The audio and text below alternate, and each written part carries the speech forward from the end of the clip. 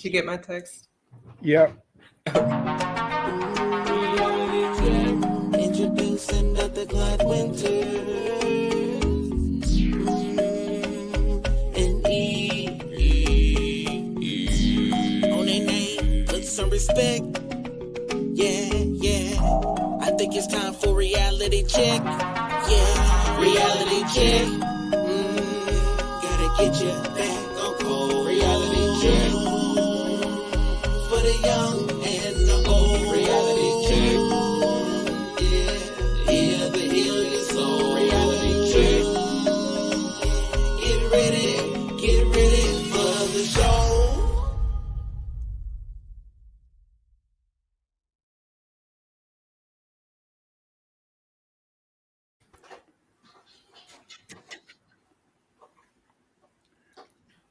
What up, though?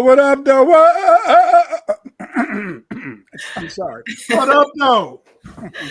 What's happening? What's going on, Dr. Winters? I don't know. This has been a weird day. Today's been, Thanksgiving coming up. For some reason, I feel it came too fast. This year has been moving. I don't know that I've ever really felt it as much as I feel it this year. Yeah. So I guess I kind of feel you. But what do you mean it's been a weird day? But I don't know. It's just kind of weird. I haven't felt like this before. But then again, I will admit that in August I felt it was my time to check out. But then somehow I'm still here. And so then stop that. But my son, his father-in-law was born in December too. His birthday is about a couple of days around mine, And he was very sick last month, bleeding. He was bleeding real bad and all that. So I said, maybe we went through one of our exit points, See, you're young, and you're young, you're beautiful, and see, I lost all my good looks, I lost all my good looks, and I'm here, and I'm not sad because my wife gave me some pretty good kids, and so since my wife gave me pretty good kids, it's not like I'm alone. It's not like I don't even know if I can say that I'm lonely, but the thing is that just today, in a sense, I thought about my baby down and just it was just interesting, and because he's been gone for 2 years or 4 years. 4 years, and so then not that that's neither here nor there because like I said, my kids, they're pretty good. Pretty good, Never, I mean, just like your kids, they're never, you see them the way you see them. Mm-hmm. And I remember people used to always say, Clyde, what do you complain about? Your son, your kids, none of them sitting in jail, none of them got in trouble and stuff like that. But I said they still didn't do everything that I wanted them to do. They still, I even told them once, I said, damn, I had dreams for you too. I expected y'all to marry nice girls. Y'all married pretty girls. All of y'all married pretty girls, so I can say that's okay. But I thought I just thought these are going to be different, but then, if I would have, what happened is that, I was offered a job in Urbana, Illinois, and I didn't tell my wife, because I knew if I would have told her, she wouldn't want me to take the job, and so then I always tell my kids, I say, damn, if I would have stayed in Urbana, all of y'all would have married white people. So yes, because Urbana was all white, but then they said, well, we still may have would have came up to Chicago. I said, maybe y'all would have, but I said 9-1, because I had my life figured out. I was going to. That matters, though. Who you have your children around, and then what you want for them in the future. I I think about that a lot, with regards to my siblings, because all of us, I mean, it's kind of like in groups, but the little groups of us, because it's a bunch of us, we all have different experiences, and then for some of us to have the same output, even though it was a different experience, I've just chalked it up to genetics. It's not always going to be exactly what you want it to be, but it's going to be something like it. And then, can you work with it, or is it just something that's going to be completely debilitating? Like when your son doesn't want to be your son anymore. We've talked about that a couple times. I think Elon Musk was very vocal about his son dying. And then I think Angela Stanton King, I saw something, she tweeted something, and it seems like maybe her son has also succumbed to the woke virus. And it had me thinking about what we're talking about tonight, which is Home for the Holidays, or Cooked. You've got people dealing with SAD, seasonal affect disorder, where the sun is gone and people are very sad and they don't want to come out of their houses and stuff. People are gone, your baby doll, it's not here anymore, but this is a family time. So maybe you're not sad as much as it's nostalgic. And, in 2024, it's a very divisive time, especially if you're a person who tunes into what they tell you need to be tuning into, like Thanksgiving's tomorrow. Yeah, but my daughter around 2008, she said that the 20s are going to be terrible. I think she's kind of a semi-psychic, and she just said the 20s are going to be really hard, and they did. They are interesting, but it's not bad, because like I said, I got nice children. Did she say this after her mom had died, or was it before? She said that about 2008. Oh, okay. So this was years before. Okay, so she's like clairvoyant a decade into the future. Yeah, she is, but she want to be worldly. But again, in a sense, is that, I always tell her, you got to listen to me. You got to listen to you. You got 5 brothers. You should, look like she say, F the brothers, F all of y'all. I'm gonna do it. We'll do it my way. That is funny. Yeah, but like I said, I've been very lucky. I got some nice children. My wife gave me some very good children. It could be worse. Sometimes you get only one out of one. Sometimes you have one kid and he be riding or she be riding. So I've been pretty lucky. I've been pretty lucky. If karma is real, and I don't know if we've had that conversation yet about karma, but if it is real, then, what we put out, we will get back eventually in some form or fashion, as long as we aren't too strict on the boundaries of what is classified as, equal. You might scrape your knee, and then you would think that, a scraped knee is the only way that you get your vengeance. But maybe it's not a scraped knee. Maybe it's something else. But well, I don't know. I'm a vengeful person. I wanted to see people hurt. I wanted to see people suffer. But it's not like that. It's very difficult. It's very difficult to get revenge, and I hate that. I really hate that, because I'm a vengeful person. And oh yes, I am. Aren't we all, though? I mean, isn't everybody at their core wanting everybody to feel what they feel, good or bad? Probably.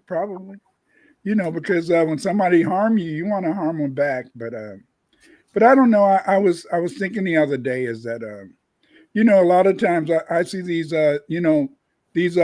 foreign black people, and they say you FBAs always want to fight. It's not that we want to fight, but it's just that your mom and dad, they taught you that you had to fight, and they taught you in a sense that you don't want to kill anybody, hurt anybody. You don't want to really, injure anybody bad, but you still want to defend yourself. And then you teach your children you have to defend yourself. I remember my daughter, she's a police officer now. And so then when she was young, she didn't fight. And so my son came back and said, "Pops, she didn't fight." And so then I said, "Well, you take her out there and KK, if you don't beat that girl up, I'm gonna whoop your ass." And so then and I said, "I'm sorry, but that's what my mama told me." And then my wife said, "Yeah, you gotta go fight, baby." And so then now I remember with her fiance, one of her fiance some time ago. I remember in a sense that he got smart with her. And the next thing I know, he's on the damn floor in a like I said, "Damn, you're a pitiful ass man." But but I mean, hey, she learned that police skill, She's Hey, my I baby. mean, that is, I think, an FBA, Black American, Native Black, Freedman, however you identified. If you're of this land with melanin and you were not allowed to be classified as Native, then you have that story where your parents said, you better not come back unless, you lost. And then if you lost, you better not lose. What are you talking about, lost? I know, and it's just like I remember when I didn't fight, and my big brother took me out, and he said, your parent, my parent, me, you always send one of the other siblings with them. Watch out. Well, yeah, because you don't want them to get messed up too bad. This isn't about messing your kids up. It's so crazy that we live in a world star hip hop era growing up, and there's a couple decades in between us growing up, but still having a similar defend your square on by any means necessary. My parents said you pick up a brick and whatever you could get, if they're bigger than you, no. What do you mean you lost? If you lost, there was nothing there to help you at all. You were unaware of your surroundings completely. Nobody was there. Like, all the odds were against you at this point, because all of us kind of were around each other, so you had help in the form of a person. But I'll not forget, I believed in Karazin, and so then I would have a fight with somebody, but we would still be friends, and this lasted up till about sixth grade. And then one day I had a fight with this guy, and then he broke a bottle. And I said, "What?" He's ready to die. Yeah, he broke a bottle. And so then so he was coming at me. That's why I wore a jacket till I was 30. Because yes, I wore a jacket till I was 30, because there's a case I had to take the jacket off and wrap it around their hand. Yeah, you're right. You're a college educated brother, and you walked around wearing a jacket and it's hot as hell. Yes. Safety. That's what happened when you grow up in the hood. You still carry those things. But again, like I was thinking, my daughter, when I had to send her out and stuff, I didn't like to do that, but you just always feel when you FBA, you always feel that you don't want people running your kids over, because your mom and dad taught you don't let nobody run you over. And this is something I think that is a part of us, and even when we get together as a family, we still think about stuff like that, I agree. So there's a very big task right now, at least in the past, let's say 10 years, of people of woke Black America saying, we don't celebrate holidays, or, we're not doing the Thanksgiving thing, but then everybody's still off at the same time. People are still having dinner and still doing things. And I find that, we'll take something and put our own spin on it. Yeah. And then from there, it's not theirs as much as it's ours. And then we can use their stuff to our benefit. And, whether it's protecting your square or, just existing with your family, this is, we've always been able to use these times to convene, learn, grow, love. Because like my wife, I remember when I wanted to submit to Islam, Fisabilillah. And so then she said, I said, will you be a Muslim with me? She said, give me a couple of days. She said, yeah, I will. Okay, I'll do your Muslim stuff if that's what you want to do, nigga. She didn't say nigga. I just said that for a fact. but she said, but this is it. Do not mess with Christmas. We're gonna still have Christmas no matter what. We're gonna still have Christmas. My son was in the Navy, and he came home for Christmas, and he said, "Where's my stocking?" I said, "Man, you're in the Navy. You're in the Navy, Mama. Where's my stocking?" What? Oh, I absolutely went home for the holidays after college and looked for my stocking, because what do you mean you didn't put it up? What do you mean? No. I know it's not about the stockings or the presents, but no, it's the symbolism. It's part of your home. And nothing when you first leave home. I mean, when I went away, when you go away to college, and you still don't want to be forgotten. It looked like you feel that somehow they're going to forget you, and if something is missing that used to have, and when you get back home for Christmas, you just feel like, damn, what do y'all threw me away? Absolutely. No, I'm still your son. No, man, if you ever went away for college and you came home and your room was now an office, a work room, an exercise gym, or anything that's not your room anymore, I'm with you 110%. When I came home from college, I had to sleep on the couch because they gave my room away. What the hell is this? I said, I'm sleeping on the couch. Yes, Clyde, you can sleep on the couch. Well, but that's a way to make sure that you don't want to stay there, because your ass is gonna be on the couch, buddy.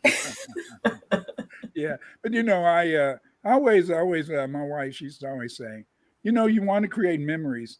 I hope you do that for your children. You want to create memories so that because see, when times get hard, you can go back to those memories. Like I can go back to those times that my mom would fix me rice pudding. That was my favorite thing was rice pudding. I wish I would have learned how to cook it, but she's the only one who could make it right, so it didn't matter. Put some nutmeg in it and cinnamon. Ooh, what the hell? You're crazy about rice, man. Back in the day when we used to eat sugar sandwiches and butter sandwiches and shit. I'm sorry. Man, survival. Joe Biden and Kamala have had me in my bag on making these poor man meals exciting, because man, to feed 7 people, it's very expensive. I wouldn't wish my household finances on my worst enemy, especially in Joe Biden and Kamala's economy. Yeah, I don't know about anybody else's economy, but to feed us all is insane. And then the poor man meals, or the struggle meals, or in the trenches meals, we don't even eat that shit. Like, I don't eat refined sugar. They don't eat land animals. We just started giving them access to seafood. But the oldest boy, he's like, if it had a face, I don't want anything to do with it. Oh, wow. So he's like the vegan for real. Like, he's like, I don't want to touch it if it came from something that used to be alive. And I'm like, all right, that's cool. Wonderful. Because I grew up with neck bones and pig feet, pig ears, chitlins. I would never touch chitlins, and that was the woman thing. You couldn't. Shit. When I was growing up, if you was a black woman and you didn't eat chitlins, see, they would put you out of the black women club. Oh yeah, no, I would have been out. You're out. Kicked out for sure. Because you're out. In chat, government cheese, no. Chitlins, no. And then I I was thinking about this the other day. It's crazy you're talking about rice pudding. I've made that for them very recently. And they liked it, didn't they? They did. Well, yeah. Half. Well, more than half. 3 out of 5. That's more than half. Okay. 3 out of 5 liked it. 2 didn't like it. But the 2 that don't like it, the things that they like is already very specific. And I don't mean like they've got picky eater palate. I mean that they've got very bougie palate. They like expensive things. Rice pudding does not cost a lot to make.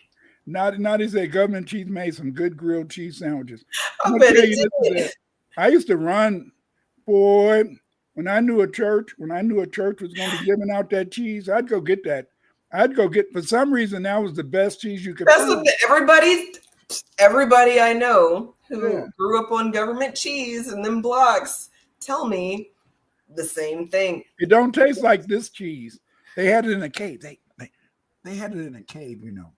And they put it in the cave because they said, we're going to save this so when there's a nuclear war, we're going to give all the Americans cheese.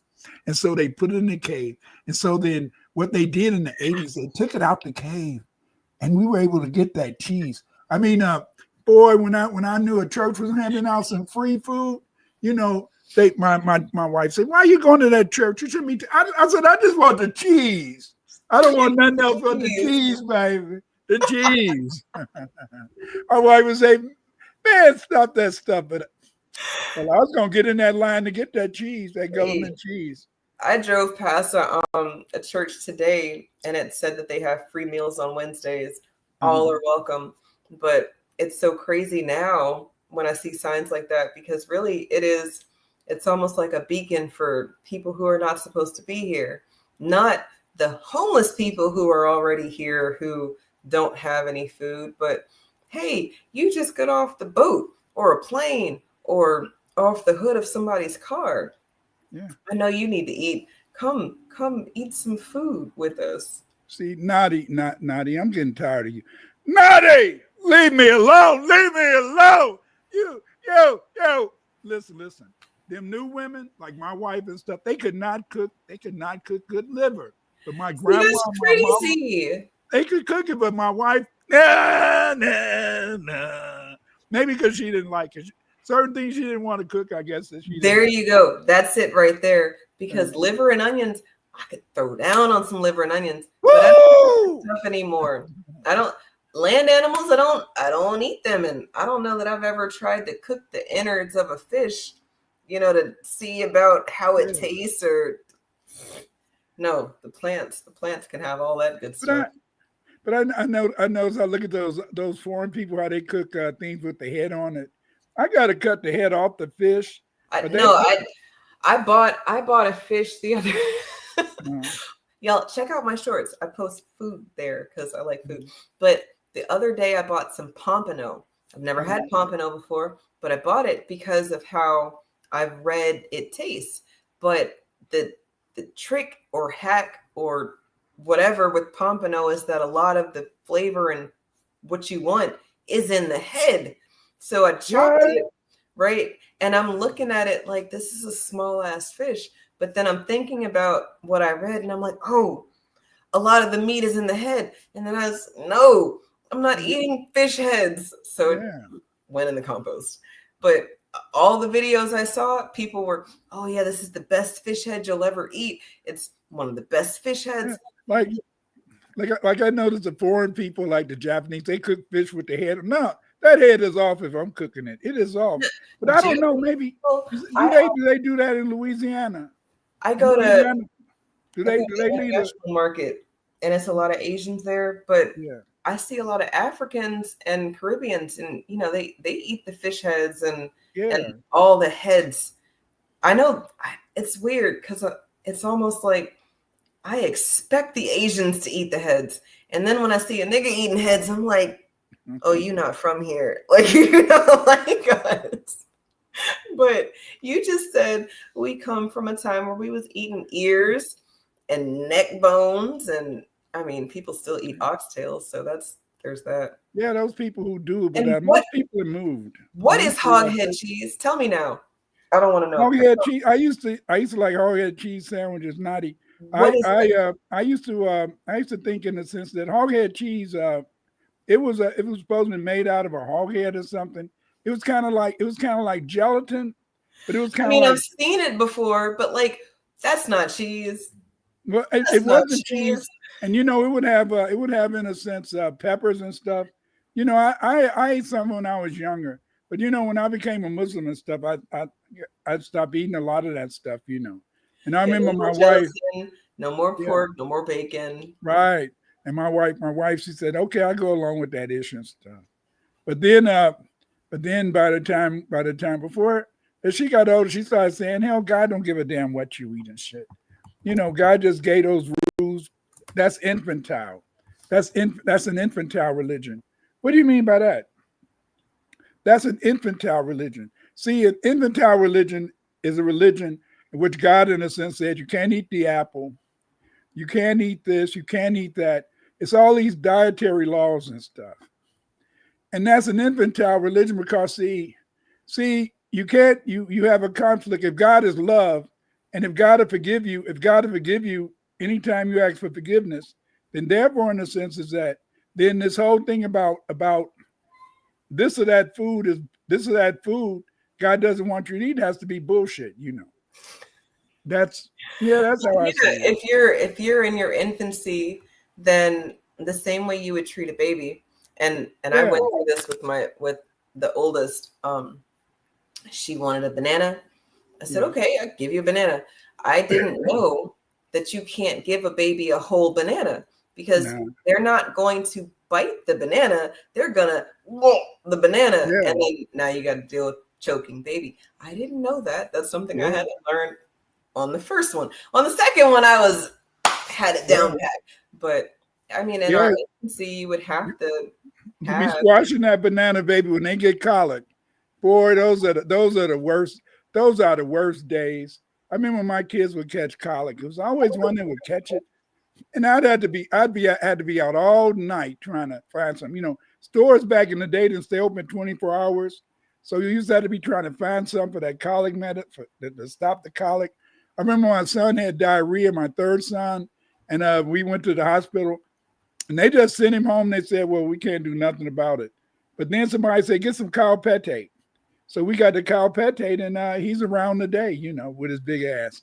So I mean, hey, his girlfriends used to say, "Damn, how did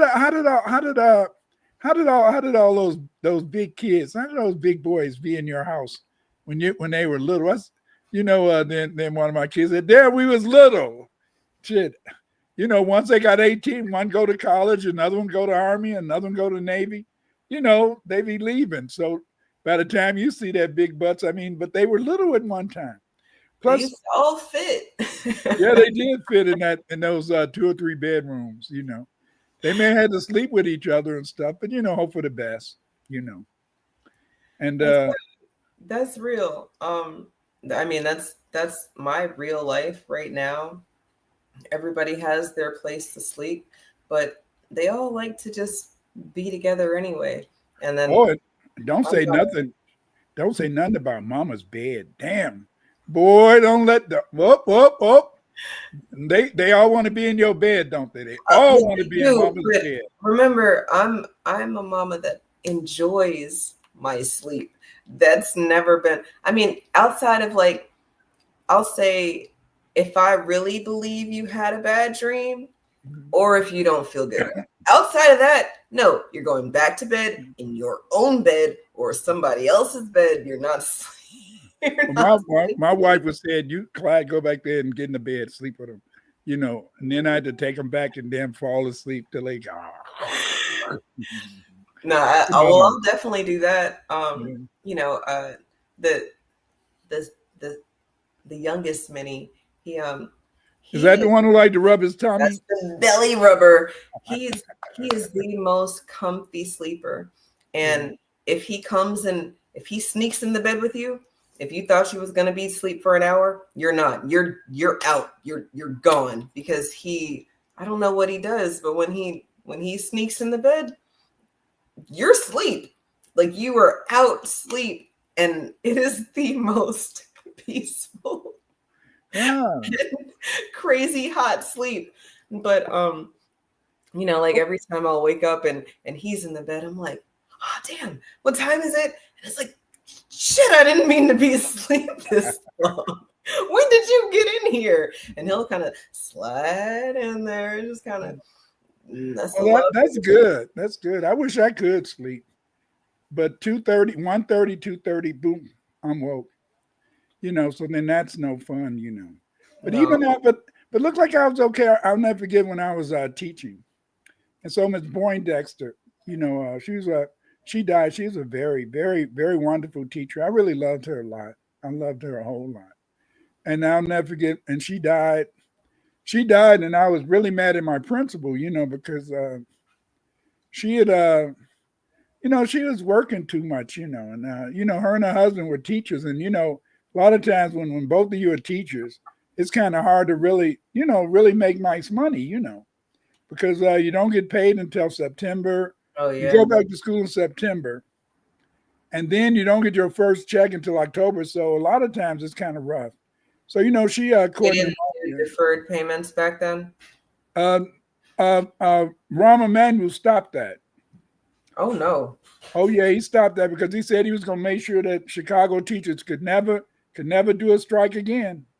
Yeah, see, that's I would have been I would have been not working for the public school system very quickly at that point. I think that is, well, people say that people are teachers because we get off on the summer, and no, we don't really get off during the summer as much as I can use my pay and extend it over the summertime, but then now I'm getting paid even less than if I were working for some of these white collar jobs. But teachers are always broke. We're always buying stuff for students who their parents may or may not be able to afford it, but we want equal access and equity, and we're trying to be good examples of these things. So what better example than to show them what equity looks like? And at least the good teachers. Trash teachers, they're in when the bell rings and out when the bell rings, and who knows? But like you can tell a school when you work at a school and it's 2:30 and everybody is still there, that's a good school. Oh yeah, absolutely. The schools that when the janitors are cleaning up, but the teacher is still in the classroom and might have students engaged because they've got some sort of after school activity or whatever. I've had so many students ask me to come to their events, and it's real easy to burn out as a teacher because 50, you might have 1,000 students and 50 of them really, really, really like you, and just it's only 50 out of 1,000, but that 50 will burn you out. They'll burn you out, boy, quickly. And then when you talk about love in the classroom, they don't know that you really do love your kids. You really do love them. You really want to see the best for them, and that's the fun I think of teaching, is that and I used to, when I was teaching high school was really fun at first, because high school, when the kids would graduate and then they would come back and say, what you taught me, Dr. Winters, Mr. Winters, I wasn't a doctor then. They come back and they say, what you taught me, I can really see it applicable. But then I started teaching fifth through eighth grade, especially sixth grade. And then, you don't see that progress, but then you still got your kids, and it's they're your kids, I love them. And you always want the best from them, and you see so much. I used to tell my students, I said, anybody that fails the district test, I'm going to talk about you the whole year. I'm going to really, in a sense, be mean to you, and you're going to really hate it if And then, in a sense, and luckily, for years, I had everybody pass the district test. Except for one, you said one girl, yeah. And I could never say I was going to be mean to him anymore, because I wasn't mean to her. Oh, poor thing. Yeah, she was. That is funny. That is funny. Yeah, she took away one of my fears. I used to get the kids, I never had to threaten it like that because I was a coach, and essentially most of my students wanted to play the sport that I coached. So if you didn't do what you needed to do in the classroom, you absolutely were going to feel it on the field or on the court, because no, we're not doing that. You didn't do your homework today and then thought you were going to have an easy practice. What? No, we're student athletes. And I like that at least the school that I worked at, they had the emphasis on the academics first. But then there was this whole thing where people thought that, we were taking all the best students out of the city. So there's that too. But you can't say that we have all the geeks and nerds and all the athletes. Like, you can't have it both ways. We either have all the athletes and they just happen to be very smart, or we have all the smart kids and they also happen to be athletic. But that's the way it was. You had the smart kids who just happened to be athletic. I remember when I got out of school, when I was teaching high school, I tried to go to the coach and say, I'd like to help out coaching. No. But see, because when, in the public schools, they have just 2 coaches. But then when I went to college, I saw that, and the kids at the Catholic schools, they had maybe 5, 6, 7, 8 coaches. Oh yeah, no, for football, you've got an offensive coach, you've got a defensive coach, you've got weight coach, assistant for both of those positions. You've got an away coach, right? You've got a weight trainer coach who's in there in the gym with you. Man, oh yes, oh yes. Let me tell you the ways of private schooling and how they spend all this money. And suburban areas too. Those suburban schools, they have real strong parent clubs, and the parents give a lot of money. So, like especially in Illinois, a lot of these places, that's why a lot of Africans, become athletes. They don't do good in the pros, but they do good in high school because they'd be the only black in the school, the African. There you go. Right. Yeah. That's insane, because me and my man, we were having this conversation about a few years ago at the beginning of the experiments of 2020. And I don't know if you noticed, and I think it was noticed in the media when Uncle Lori in your neck of the woods shut down all the basketball courts, right? So then all these basketball courts were getting shut down. But where I live, all of these soccer fields were popping up. And it was insane that they were able to just wheel these goals out, because soccer field, you just need space and 2 goals and boom, you've got a soccer field. Basketball court, it's a little bit more. You need a hoop. Yeah. Now you can makeshift a hoop like you in Africa or something, or you can wheel out one of them water weighted hoops, but essentially you want them to have something in the concrete, like a basketball court.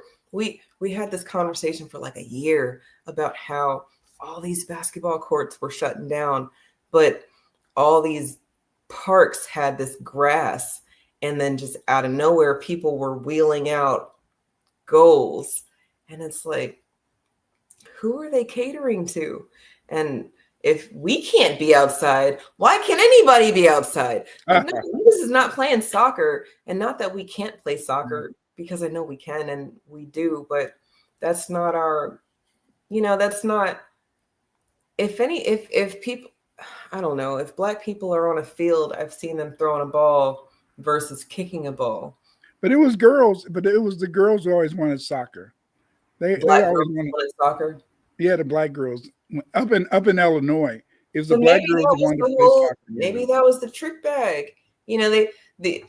The girls, when you were growing up, and not saying that there was anything different when I was growing up, but just what we've talked about in the past, they wanted that Rico Suave, pretty, they wanted the curls, they wanted their light skin, curly haired baby. And that's football. That's some Spanish.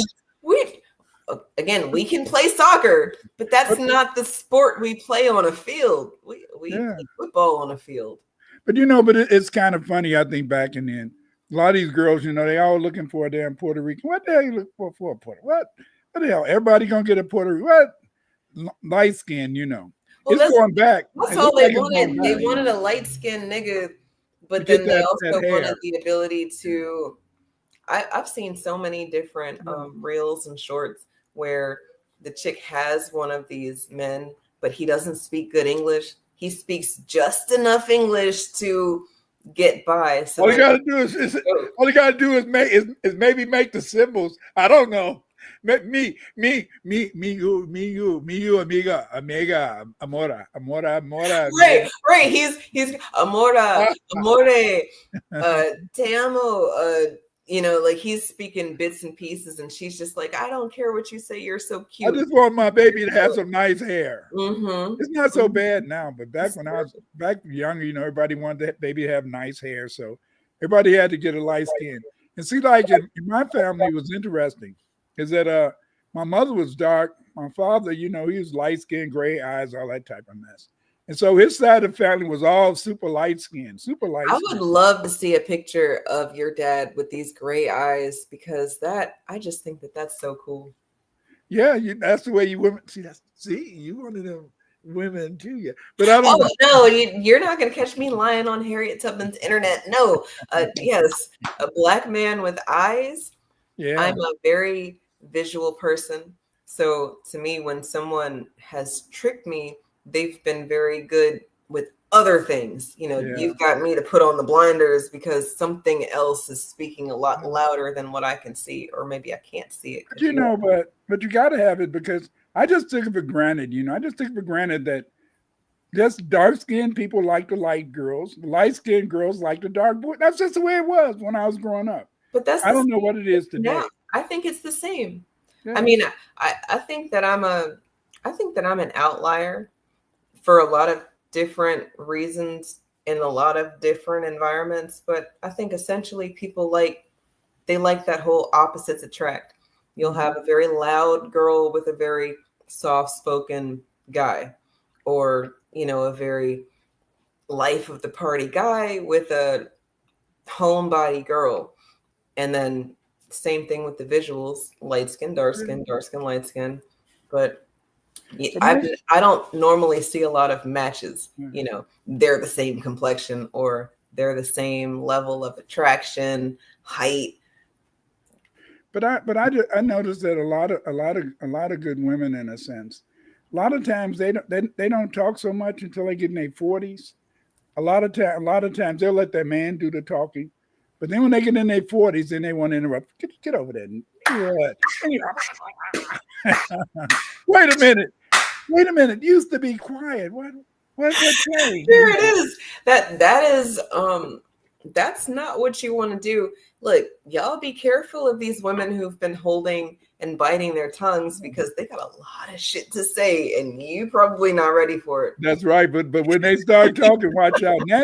Natty said, my mom told me that she wanted a baby with good hair, but she ended up with my nappy head self, laughing out loud. Yeah. But I don't know. I think a lot of us kind of had kind of nice hair, but I think a lot of it because of the fact that my mother was, Choctaw. My father, they was Choctaw, whatever, and light skin. So we had okay hair and stuff. But the thing is, another thing is that my generation, my mother and them, when the baby was born, they wanted to squeeze the nose. They squeezed the nose. Yeah, they would squeeze the nose a lot. And they would want to shape the head too. Well, I know about shaping the head because if you lay the baby on its back, it's going to have a flat head. Yeah, to move them around. Happen. Yeah. Right. But then with all of my minis, I could lay them on their back and them jokers was on their belly. I've never had a baby just lay there. Well, all 5 of my children have been moving since they've been conceived. Intuitively, your kid said, my mama, she don't know how to place my head, so I better move my head myself. That might be it. Because look, they have to have some sort of knowledge before they get here. I know that I've been, hey, come here. Look, just something that we were just talking about before, something else I'm about to say. Come over here. She's not going to want to be on camera, but she doesn't really have to be on camera. Look, you get with a foundational Black American, I'm going to tell you one of two things. One thing is we might have hair like mine, or we might have some nigga naps, but you put some nigga naps with some hair like mine, and you're going to get some hair like this. And this is the hair that I've wanted my entire life. I tell her this all the time. Her fro. See, you got it. It just wasn't on your head. It wasn't on me. I tell her this all the time, that she has the hair that I've dreamed of. Like my fro doesn't fro, it goes back. And then her daddy's hair, it's nigga nap galore. But I think that's why we used to have that cream back in the day.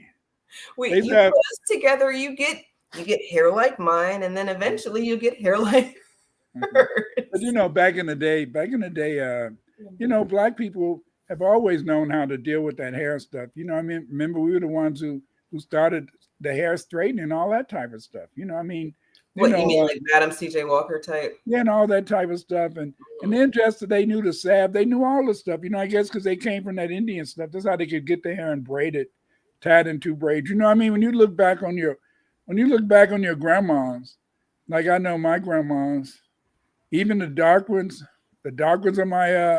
on my wife's side, and then the light ones on my father's side. A lot of them, they always used to like to have a couple of long braids hanging.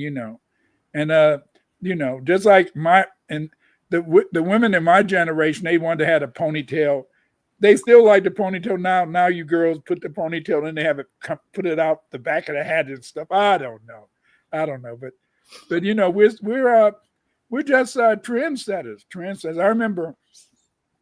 I remember back in the 80s and 90s, I would see these girls, these women, they would be making their own clothes. And next thing you know, in the sense, they'll be selling it at the damn boutiques and stuff.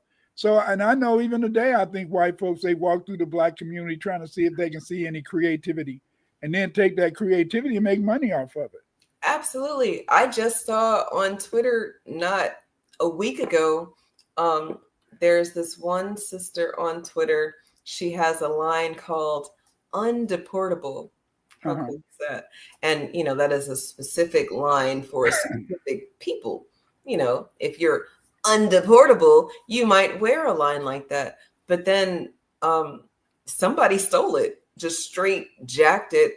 And the patent office, us claiming our stuff and having to do any of that stuff, I find all of that to be a bunch of mess. So outside of that, the people who stole it, they didn't come up with this. Everybody knows that, and the people who've seen it, they know where it comes from. And then the people who hadn't seen it that want that stuff, it gets real easy to steal our stuff. But back in the 80s and 90s, you'd be walking down the street and you see some girls with fashion, like with different type of pants, the way they would cut the pants out. Cutting the pants, painting the pants. The next thing you know, you see it being advertised, so look like they would just go through the Black community. What can I see, Hey, it's crazy you're saying the girls. I was the only girl that I knew doing stuff like that to my clothes, but my man's family, it was the guys. And then when I got to college, I met a lot of guys who was, customizing clothes, and then just things got real hot based off of the things that they were doing. And it was always like the mainstream is always looking at us to the next trend, from the food that we're eating. When we get health conscious, the world gets health conscious. When we say something's hot, did you see the haka that happened in New Zealand? It was they had a Congress meeting or Parliament meeting, because I guess they have a Parliament, and the youngest member of Parliament was a Maori woman, Mixed. She looked mixed. Well, just using the captions that they gave us, right? Also understanding that it's a bunch of stolen heritage out there. But this woman, Maori, was the youngest one, and she takes the bill and she very symbolically rips it, and she has her haka, right? The guy in that video, he's wearing Jordans. And I was like, what the fuck is going on?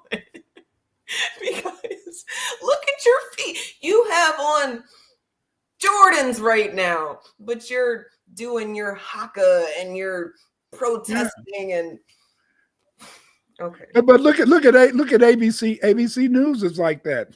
You got these people with suits on wearing Nikes and stuff. But see, they always want to. We are the fashion makers.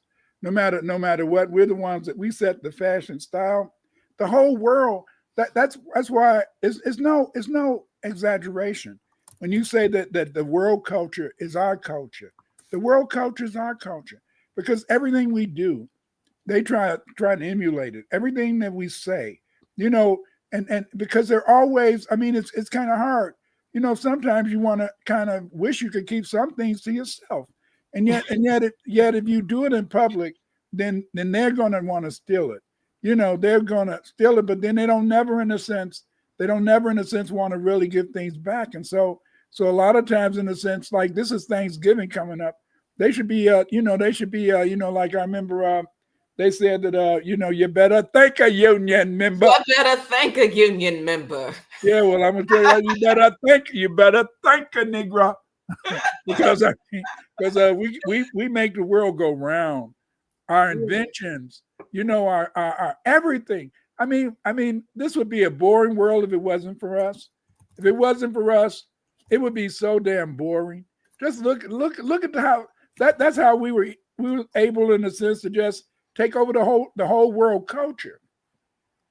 The food, the music, the dress, some of the language. I mean, just this. I sometimes look at today, Thailand and especially Korea, still trying to do Michael Jackson's Thriller. I mean, these people, in a sense, like I was surprised when I found out that we was the ones that made the Cars rock back in the day. I thought it was Spanish. No, we create styles, and we move out of those styles so quick, Eve. We move out of those styles so quick that sometimes if you don't really write it down, you won't even know that we're the ones who constructed that cultural pattern, or we're the ones who made that invention, because we just move so fast. We're just always doing stuff.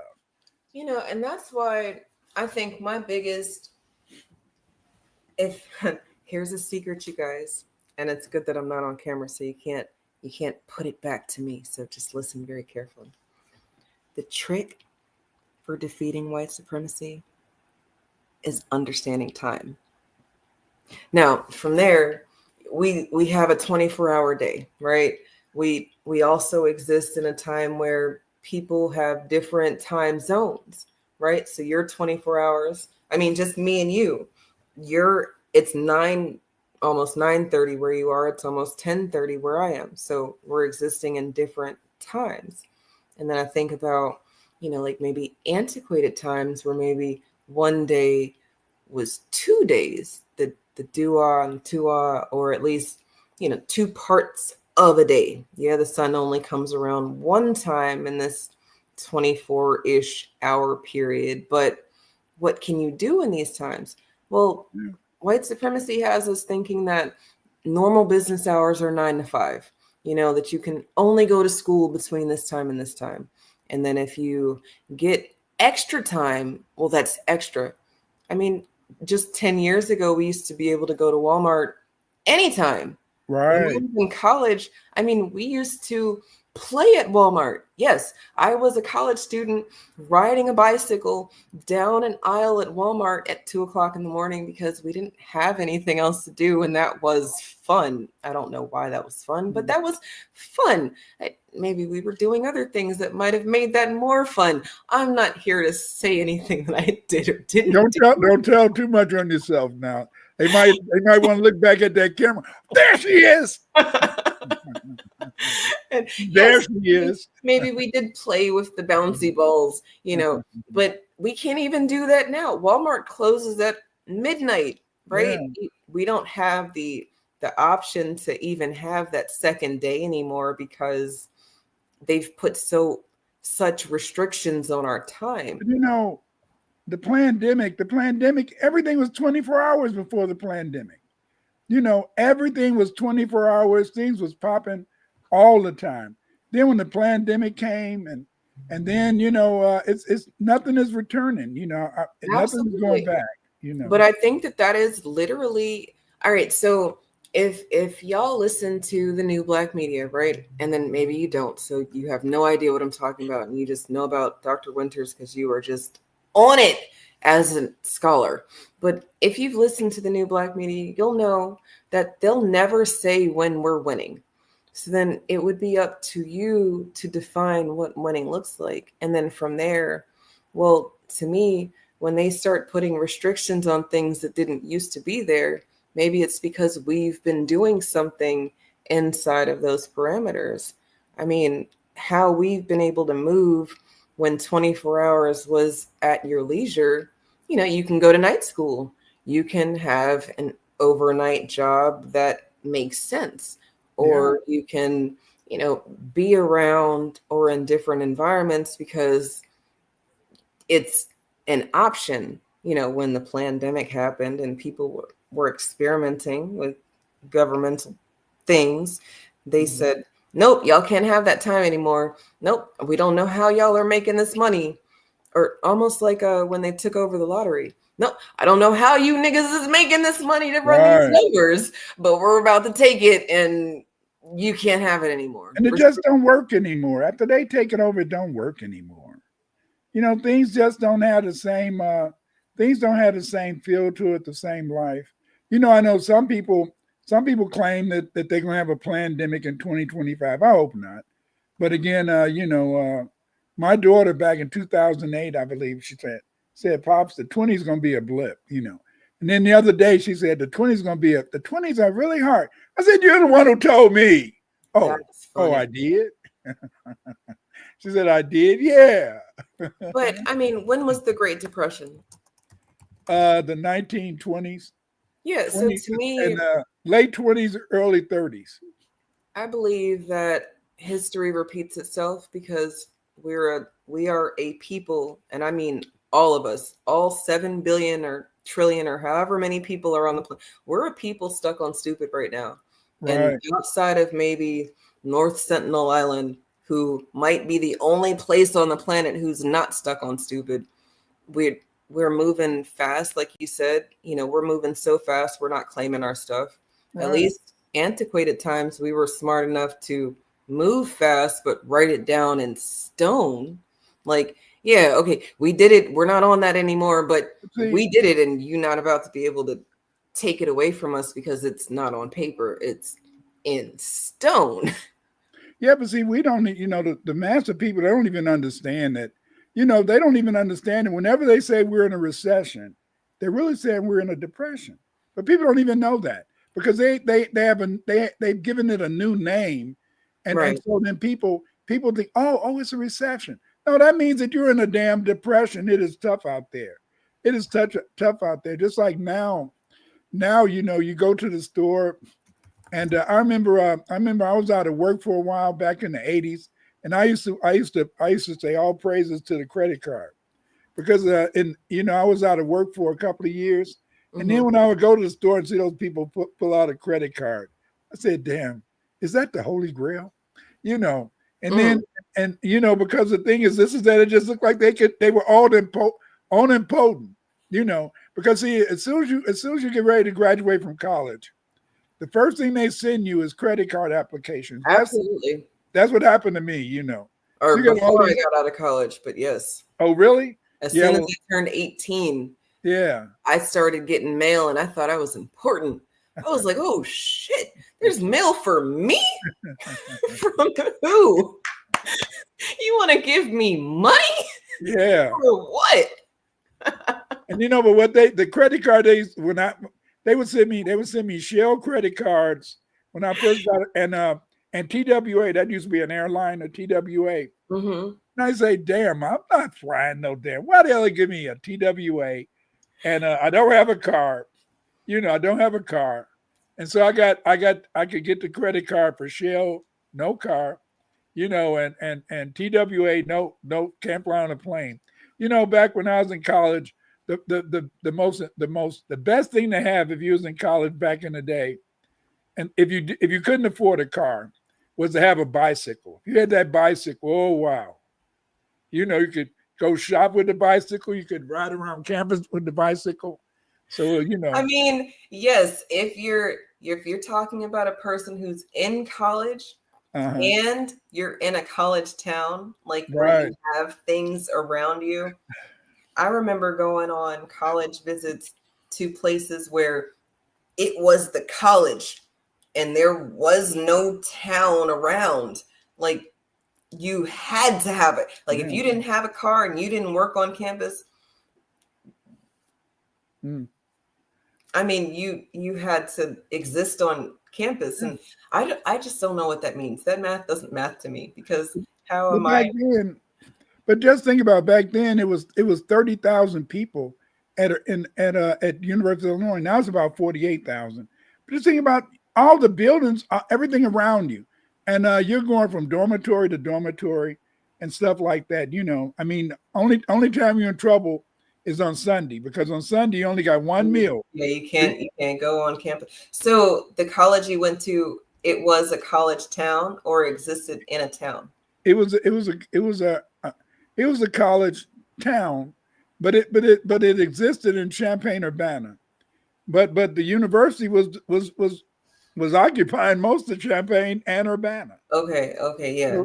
So it was college town means that you don't have like a college town now would be that you don't have like a Starbucks or a Chick-fil-A or like, anything major, as much as you've got the buildings for your school, you've got the places where you can eat on campus, and then maybe there's a mall somewhere 30 minutes away. Yeah. Gas stations, college town where it's just you in the city. But now the college towns are different. Now they got McDonald's, they got Chick-fil-A, Chipotle and all that type of mess. Oh yeah. Applebee's and all that. But because it's more commercial now. I'm not gonna lie. I picked the school I went to for two reasons. One, they gave me the most scholarship money, and then two, they had a Chick-fil-A on campus. And I was very much excited about that, because I thought that I'd be able to go to Chick-fil-A on Sunday. But no, they were also closed on Sunday. On Sunday. But why? That's the two things I think that make it bad about when you Black going to college. Number one, you're going to college. You're not going to a college because it's your first choice. To me, you're going to a college that's offering you the most money most of the time. Like I could have went to Iowa or Wisconsin. I mean, not Iowa, but Illinois and Wisconsin. And Illinois offered me the most money. So, I mean, damn, that's where I went, back in the day. Kindred spirits we are. Yeah. But I mean, it's just that, I don't know. It's just that it's that thing I was thinking the other day, is how Europeans have that ability to go to college and really study a subject. I'm going to take history, and they take history. But I'm going to go to college and I'm going to take education and maybe social studies so I can get a job. So you can get a job, yep. And what makes it interesting, even today, you hear most of the girls that go to college to get a job, Like the other day, my granddaughter was telling my son, Pop, send me some money. I need some money. He said, you're the one that wanted to live off campus, because she said she was tired of working her job. And he said, you're the one that wanted to live off campus. You got to go to that job. You got to go and make the money now. Hey, Pops, help a sister out. It's hard out here. Is that the son that watches the show? Yeah, And then my other grandson, he's down at Southern Illinois. So I guess he's down. I said, damn. All these people say, go to the school near where you live. You live in Chicago. Go to a school near Chicago. You don't have to pay that much tuition. You can have more money. You can have more money. The financial aid is going to be better. No, they want to go. They got to go out of town. I'm still split 50-50 here because, all right, if I was able to go to my school of choice, I would have gone to Howard. But catch this, I wasn't even allowed to apply to Howard. My parents did not allow me to apply to the schools I wanted to. Like, they asked me what schools I wanted to apply to, and they said, no, make another list. And then I was like, okay. So then I made another list. But then at that point, I was just picking shit because I had no clue and they had no plan. But from there, as this adult that I've grown into, in my very big age, it makes way more sense to go somewhere that's local because in-state tuition makes more sense. Y'all, if there's anybody in college age years listening to us right now, go to your community college for all of your prerequisite courses because there's zero reason to spend extra money somewhere else to get the same credits. And the way that things are now, you can live on campus at these community colleges, so you don't have to live at home. Like, it's not that I'm telling you to stay at home. No, please go. That's where the money is. Live on campus at home and save your money for 2 years because this is what they do. They give you tuition waivers, so you can take maybe 12, 13 hours. Then, in a sense, they give you a grant. They give you a grant of maybe $15,000. But then the damn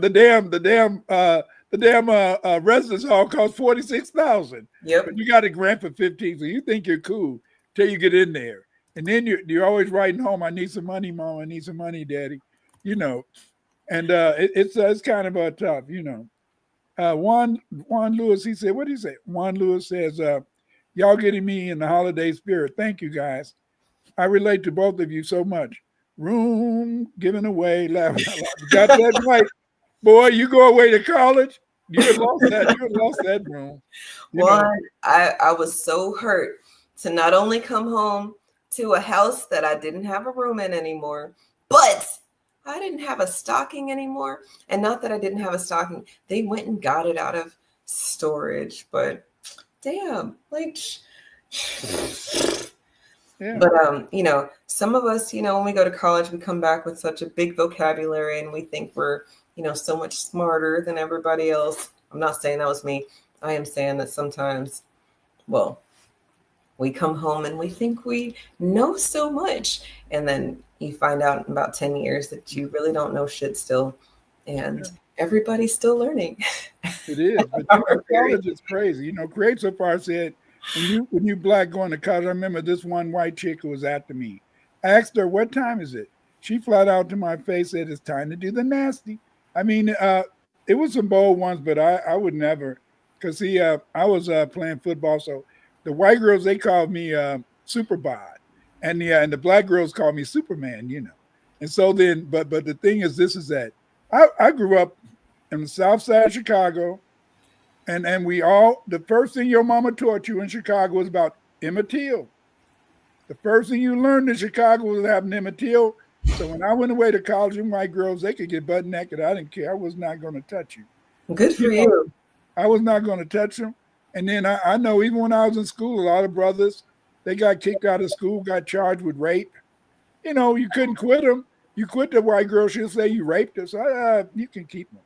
I don't want to be bothered with them, I'm glad that's I always hoped that is what it was. But when I learned about Emmett Till and his mom, Mamie, I don't know how you say it. Mamie Till, it always seemed to me that what you should learn from that is that the story, the underlying story is that it had to happen to me for me to give a damn. And I know that that's really fucked up, right? But to me, when I learned about Emmett Till, it seemed like maybe if you thought that it could happen to you, you wouldn't be so, I don't want to say careless. I don't want to say reckless. I don't want to say ignorant, but I am saying that it's something that maybe if you weren't so. But even today, every now and then you hear about some brother with a white girl and he's going, you know, he's going to jail or something. I mean, up at Illinois, this black basketball player, you know, he has to go to court because this girl said that he raped her or something like that. So I mean, hey, you couldn't quit him. I said, damn, you crazy. Those people, they crazy, you know. But when I was going to school, a lot of brothers, you know, I guess coming from the ghetto, they wasn't around white folks. For some reason, I was in a lot of special programs. I studied French.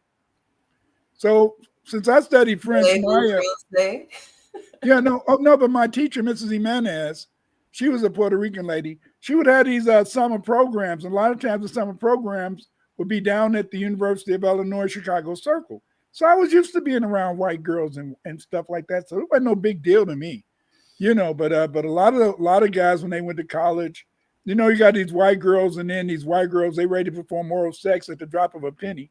I think a white girl cannot graduate from high school, unless she takes a course on oral sex, because it looked like every one of them was experts in it, you know. And them brothers just would fall for it, you know. I mean, you know, and then I mean, hey, and then but what used to make me angry with some of these brothers, they're being gave a sister a baby at home, and then they don't want a sister no more when they get to college, you know. Get out of here, you know. I mean, that they always talk about girls going buck wild when they get to college, but I think that there's a level that you just talked about that people don't really talk about enough, you know. It's really the free sex aspect of going away to college, not on one gender per se, as much as girls are policed a lot more. You know, nobody wants no pregnant girl in high school, not no mama's baby, not no daddy's baby. Nobody wants to be dealing with no baby while you have a baby. But they didn't really talk about it. You know, I think back, and this is silly though. I think back when I was growing up, girl, you better keep your dress down. What is that? I mean, I can imagine someone. One who gets pregnant. I mean, but keep your skirt down. Instead of saying if you have intercourse, you're gonna maybe get pregnant. No, keep your skirt down. What the hell? Then they pull that, you know, maybe they keep the skirt down. Then let the boy pull it up. I don't know. You know, but you know, this is Thanksgiving. We got to get some home cooked meals, and the thing is, this is that tomorrow, you know, I'm excited. I'm going over my third son house. You know, his wife, she always take care of me. I said, damn, well, hey, I'm coming. Well, I'll have some food for you, Pops. I said, okay. So I ain't worried. So she gonna take care of me. You know, she always make sure that I got a plate or two or three or four. That is the Black American way. They say that Thanksgiving is supposed to be the time where we remember the Pilgrims. And all I remember is that nobody at any Thanksgiving thing that I've ever been to talked about a Pilgrim as much as there was always extra food. Like Thanksgiving meant that everybody was eating for at least a week of Thanksgiving food. But you know, my wife whenever we used to have Thanksgiving, you know, we'd always say a prayer. You know, I don't know, maybe I don't get there on time. Maybe my kids, they say prayers too, or maybe I get there after the prayer is said. I don't know, because you know they start eating like they're gonna start eating early tomorrow, but I'm gonna do my program, and then go to their house and stuff. Yeah. And so then, but the thing is, that it's you know, it's a good time. You see people you haven't seen in a while, you know, and it's good, you know. But I mean, Christmas is not fun anymore because I used to like Black Friday back in the day, boy. On Black Friday, you used to have to be going around shopping to buy these toys. It was always a toy that one of your kids wanted, and the only time you could get it, if you didn't get it that day after Thanksgiving, boy, those toys would be sold out by Christmas. And so then, so you had to be getting up early in the morning to go shop on Black Fridays and all that. And now I just say, hey, I just give my grandkids, here's $100. Get what you're going to get. I know what they're going to buy is a damn game. So here's 100 and, and so I try to save 100 up for all of them. Then each one get 100. When you get 18, you don't get any money. Dun, dun, dun, dun, dun. Yeah, no, that is, I don't know if it's 18 as much as once you start having midgets, then no, it's no longer about you. And I'm cool with that because I don't celebrate holidays. We don't celebrate holidays. At least here in my home, a tradition that we've tried to impart on the minis is that, for birthdays, you should celebrate that because you could be dead. And or what did you do? Did you learn something this year? That's something to be celebrated. Anniversaries, celebrate those. But then these holidays, consumerism, I don't know if we should participate there. Family time, definitely should participate there. Loving, giving, definitely should be doing those things. But is it secluded or sequestered to that one day? Absolutely not. But Black Friday, I remember waking up at ass crack of dawn and standing in a line, and I'm happy to not pass that on to the midgets. But I felt the same way. It reminds. I felt the same way. I felt the same way when back in the day. But then my wife said, "Fuck you." She said, "You can do." She said, I'll be a Muslim. I play that Muslim role. I'll do anything, but you can take away Thanksgiving, but you don't mess with my Christmas. Grace Lafard said a venomous rhyme about the holiday from the rapper Ice-T. I don't celebrate no bullshit Thanksgiving. Sit up like some food and eat turkey. That was the day your forefathers jerked me. That was okay. I didn't give a damn because see, the thing is, this is that, a lot of people like it. A lot of times it's the holidays that we get together. It's the holidays that you see people. And I feel that hey, I went to college, so I came up with that stuff. Don't celebrate Christmas, don't this, don't that. Then my wife said, fuck you. She said, nigga, what? I'll do anything you say. But it's that's with my Christmas. But there's power. Look, in the era of delineation, I find that it's not only naming things that you can get power or wield power, but it is, the ownership aspect, the accountability, responsibility aspect. And I used to be on the, I'm not coming around for holidays because y'all doing the white man's holidays. I used to be there, and now I'm not there as much as I do understand that most of y'all still exist on their clock, right? So then if y'all exist on their clock and then we're still supposed to be able to do things outside of, inside of, understand, overstand, all that stuff, then we should be able to get together whenever. But I'm trying to tell y'all want to defeat white supremacy. You gotta figure out that clock thing. We use time to our advantage, and then you're absolutely correct. But the thing is, this is that you just do the holiday thing because that was the day that we got off work. That's what I'm saying. Like, everybody's just been using their time to our advantage. Yeah. Neely Fuller says that, niggas can't really convene for more than a certain amount of time before shit gets weird, right? So if you're going to convene, have your fun, get out of there, right? Because at some point, y'all are about to start shooting, or people are about to start getting messy. Well, why you got 5 baby daddies? Or, like, things that shouldn't be said get said when people get comfortable and full. Look, and it's I got the itis. Look at since the pandemic. Now that people don't go clubbing, I don't hear so much about people getting killed every weekend like they used to. Because people the clubbing not out there. And now they still, like in Chicago. In Chicago, this is a place where I think white folks come up here to shoot, and they go have hunting season on the holidays. I think the white folks come up here because, ain't no gangbanger gonna shoot a kid, shooting. And so I know that must be white folks come up to Chicago and, see if they can do some hunting. So, another holiday coming up. So they'll be coming up here, put on their black mask, and then get in the car, drive by and do a drive-by. Oh, but the thing is this, is that I believe that Thanksgiving, all that type of stuff, I was against all that ish back in the day. But now I just say, hell, it's just carrying on that tradition. That's when they didn't make us work. So, hey, we just continue to do it, But to me,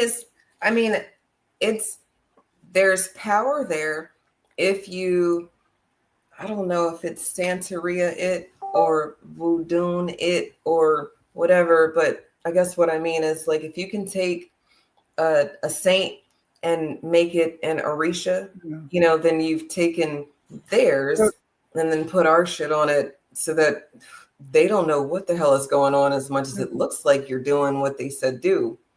And then you're doing your own thing anyway. But see, that's the only problem, is that they didn't bring enough Africans over here. You see, because the fact, in the sense that most of us are Aboriginal, because we're mostly Aboriginals, and then you brought over 200,000 Black Irish, 200. They say only 200,000 Sub-Saharan Africans.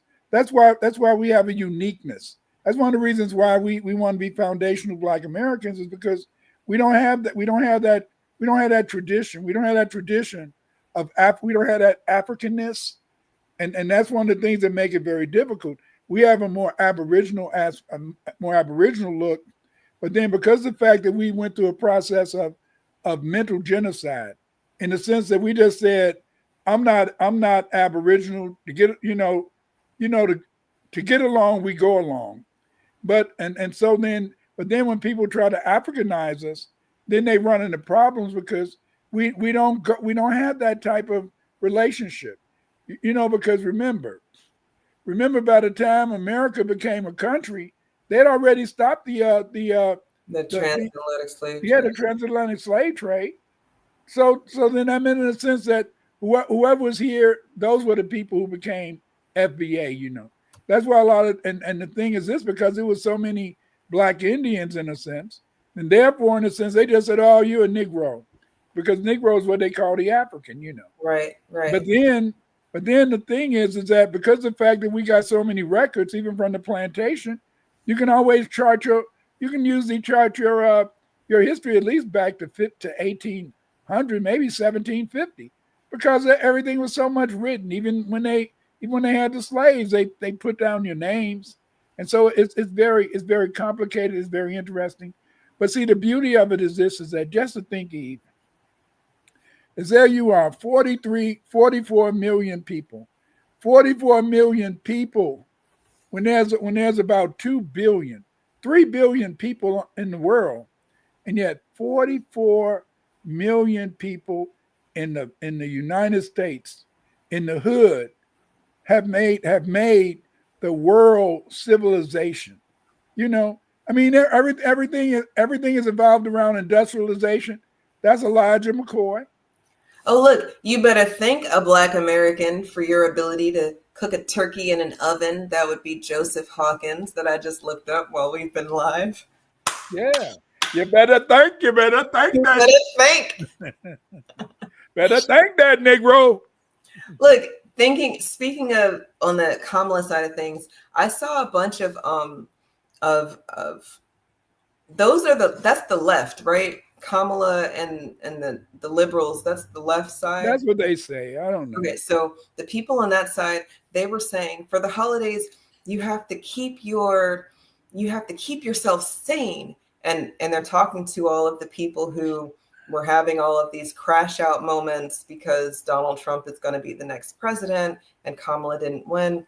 I saw Kamala staffers are getting government assisted mental health help because they're disconnect with the results of the election. And I don't understand that. They're saying, stay away from those family members who voted the couch or voted for Trump or didn't vote for, Kamala because they're racist, misogynist, sexist. They're all of these things. And I'm like, whoa, talk about divisive. all of these races that they say are on the right with the Republic, I've never seen such animosity or vitriol coming from the Ku Klux Klan of 2024 as I've seen coming from the liberal, love everybody, accept everybody side. Because the thing is, this is that they're angry, and they're angry at you, Eve, and they're angry at me. Because they're angry at you because you chose the couch. You chose the couch. It's such a nice couch. It's leather. I like it, And so because the fact that since they looked at this thing, and then they said, okay, 92% of the black people who voted Democratic. But it wasn't 43 million. It wasn't 36 million. Right. It wasn't 26 million. Right. And so the whole point is that that's why they're so upset. They're so upset because, see, if we didn't fall for the okie doke, they're upset about that because they wanted us to buy into it. And see, if we buy into it, if we would have been out there voting in droves, even if we would have been voting in droves, either way it went, it would have made them feel good. But what happened in a sense is that because of the fact that most of us chose the couch, they don't really feel that they had a really good election.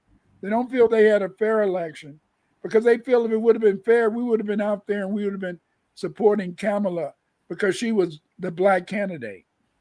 Well, and I'm glad that most of Black America had their critical thinking caps on this election because to me, the last election, we were nearing, and I'm talking we, the country, we're nearing close to 50% of the voting eligible people actually participating. Right. And globally, if only 50% of the people who can vote, that means that 50% of the people who can vote can't vote. And this election, I think that they said we're at 66%. I think it's less than that. But still, we are getting closer and closer to this population of most of the people don't give a shit. And if most of the people don't care, you can't threaten us with tariffs. Shit's already $1 billion for a gallon of milk. Do you know what that's done though? What that's done is that at least if they could have had some scared Negroes, they could have had some scared Negroes running out to vote. I'm trying to tell you why they are so upset. At least if they could have had some scared Negroes running out to vote, you see, and they had all these what some people call the tethers, and that's these damn the immigrants, the black immigrants, and all of them, and the boule. The boule, they're happy anyway, so they don't care. But they wanted to see us come out and vote, and the fact that we didn't vote has delegitimized the whole election. That's why they don't feel good about it. That's why they can't get anything done, and that's why they looking cross-eyed. I was at Walmart the other day about to get me some tea, and the white people just looking at me mean. They were smiling before the election. Hey, but then they looking at me. Are you one of them Negroes that didn't vote? Right, because they thought that you was one of them Kamala for everybody. Yeah.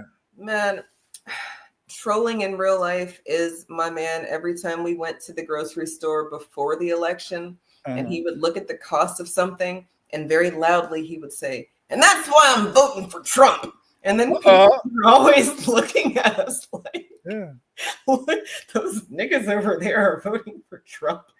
What are we doing? What's wrong with him? It's about democracy. Do you know he's gonna take away? He ain't gonna take away ish. What democracy? We live in an oligarchy. Oligarchy, you guys. What is the oligarchy family? Matter. These rich people run the damn country. They run it. If everybody understands that we have a shadow government so either you also understand this or you only understand this, that 90% of the population or 98% of the population have the wealth and are making these decisions, the Bilderbergs and the Walt, all of these people, then yes, oligarchy, because the Democrats tried to tell you that Trump's got all these rich friends when really he's got Elon Musk. I think Elon Musk might be the only rich friend that Trump That's all has. it is. And the thing is this though, is that look at this. You see, everything is messed up. The laptops, 46%, the video games, smartphones, clothes, everything is high.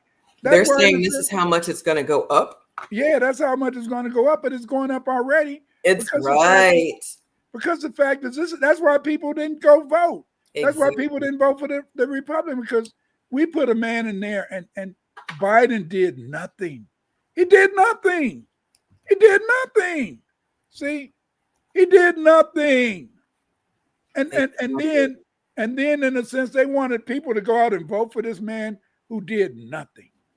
And that's sad. It's sad in the sense that you couldn't even get people to go. But then at the same time, many of us chose the couch. And the reason we chose the couch is that we don't give a damn anyway. A lot of these people, what y'all gonna do is gonna take away democracy. Black people never had democracy. We just knew how to, in a sense, make sure that we made it. We, in a sense, would push things. We would go to the damn law, and if we could use the law to help us, that's what we would do. You see, and see, that's the whole point. But see, this whole thing of trying to make us African, that ain't gonna play. And see, eventually, the more we go to our Aboriginal heritage, the more eventually, in a sense, we're going to get some real brave lawyers. And when we get those brave lawyers, we're going to get our reparations. See, right now we don't have. That's a good point, because the way that, all right, so remember, you guys, they're never going to tell us when we're winning, but right. I will do my best to highlight things that I think show that we're winning. So one example, at least if you haven't heard other examples tonight, one example is when we ran Elizabeth Warren out the paint. Right. She said that she was a native, and we said, no, the fuck you're not. And That's then right. She's not saying that anymore. Like that one thing, it might seem very trivial, but it's very big, because they have $5 Indians. Like people in Oklahoma right now who are not native to the land got awarded money, I think, from Obama as a protected group of people. Yeah. And I think it's Oklahoma. Y'all just look it up. But if it's not Oklahoma, it's one of those states over there by Oklahoma. But I'm like 90% sure it was Oklahoma. They got money to be a protected class, and they got like half, or not half the state, but almost like half the state to be protected area. But the treaty of 1866, they're supposed to be giving us millions of those dollars. But we're not, treaty of 1866. Considered native. But we don't have to be considered native. Native is supposed to be to the freemen. And then, see, all right, say that again. The treaty of what? 1866. The treaty of 1866 was, in a sense, that they were supposed to be given about millions of dollars, and part of those millions of dollars should have been given to the freemen. But what happened, in a sense, is that they didn't give us that money, and then when Obama was in office, he gave the Indians some more money based upon the treaty of 1866. Right. And we still haven't got our money. That's what Claude Anderson is right about. Right. And see, the thing is this, is that, until they give me my check, and I believe I'm 73 years old, but I believe we're going to get our check in my lifetime. Yes. We're going to get this check in my lifetime, and I'm going to buy me some Nikes and some I don't even drink. I'm going to give me some Jack Daniels. Look, I don't do this often. I don't think I ever do this. But if y'all believe that we're going to get reparations in our lifetime, throw some type of emoji in the chat to show me. Put a 1 in the chat. Put a 1 in the chat if you think. Thumbs up, anything, because we're going to get it. We're going to get it this lifetime. Because I think that there's too many people who, they when I was growing up, I heard people tell me that it's going to happen, but it's not going to happen this lifetime. You're going to have to work for your children to get it, and your grandchildren might get it. But in real time, I've seen us change things overnight. I believe that we're going to get what's owed to us tomorrow if y'all niggas is really ready. But no, okay, maybe tomorrow's too much. Because people don't understand is that it's because of the fact, in the sense that American culture is our culture. Whenever we really put our mind to it and we decide we want to do something, we'll get it. I mean, just think about this. Think about this. Here we were slaves to them. We were their chattel slaves. That means their personal property for a couple of 100 years. And yet we came out of slavery and became congressmen, lawyers, judges, doctors, all type of ish, And even today we're still kicking butt, And the thing is is that no matter what obstacles they throw in our way, we still find a way to overcome. We still find a way to be progressive. We still find a way, in a sense, to win. And people say, what are you talking about? How are we winning? We're winning. We're winning by me being able to sit on this damn couch and talk ish with Eve. That's winning. I mean, nowhere is safe. I believe it's Breonna Taylor that should have given everybody the inclination, or at least beginning thoughts of, your home is not safe either. So, talking certain shit is not safe to do. However, I truly know that there's way more of us than them, and they don't really want certain hashtags.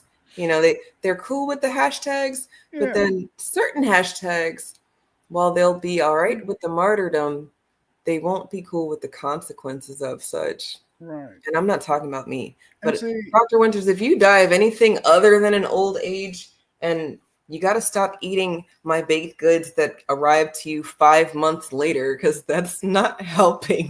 It doesn't matter. I'm gonna eat some baked goods tomorrow. Some sweet potato pie. I even bought. I'm gonna take my own whipped cream with me. Hey. So my like I said, my third son, his wife has said, "Pop, you ain't got to worry, Pops. You ain't got to worry." So I know she gonna take care of me. She gonna feed the old man. So then I'm going to gain some poundish. Look, Thanksgiving for us, I don't know what Thanksgiving is for white people. So if you're white and you're listening to us, maybe let me know in the chat. But to me, if you come from people who have worked the land, Thanksgiving is a time where you're thankful of what you've been able to do. And then I think about the shows or movies that I allow the minis to watch. And it's not a lot, but some of the stuff that we grew up on, they got some really good messages. A Bug's Life, Lion King. Some of these things they're just life messages that maybe you should learn. And then at y'all's big ages, if you haven't seen some of these things, it might be easier to take some of these reality checks, from a child's perspective. But, when you're thankful for the work that you've put in and the output, that is something to celebrate, But if you haven't done shit all year and then you go and you're one of those people collecting plates, not you, Dr. Winters, but y'all know who I'm talking about. People who they have Tupperware with them, but they didn't bring any plates. They didn't bring no sodas. They're here with their hand out. And then think about it, Black America, this is what we've been dealing with. We got people coming here. They don't take off their muddy boots. Y'all know at grandma's house or at auntie's house or whatever, you were not going in that room with your dusty, musty shoes. That's no, everybody would have whooped you. Everybody, because not only would they have been mad that you tried to get away with it, but now they caught you, so they're going to give you the ass whooping, and then they're going to tell on you, and then you're going to get another ass whooping. So, and then you better not touch the certain china in that, in that cupboard unless it's for a specific meal, and you better not sit on them chairs without that. We got certain customs that I believe come from a time of when we worked for what we had because we didn't have anything else. We got. And then, now in a time of integration. Y'all niggas think that because you can, I don't know, Instacart your turkey or something, that everything is cool. I don't know. But when I think back about my grandmama, her bed was a special place. You did not sit on her bed. You did not lay on her bed. Her bed, I don't know, to those old black folk, their bed was very important to them. I don't think we think too much about a damn bed. But Really? I So don't maybe I just got some old practices, but you will not be in my bed in your outside clothes.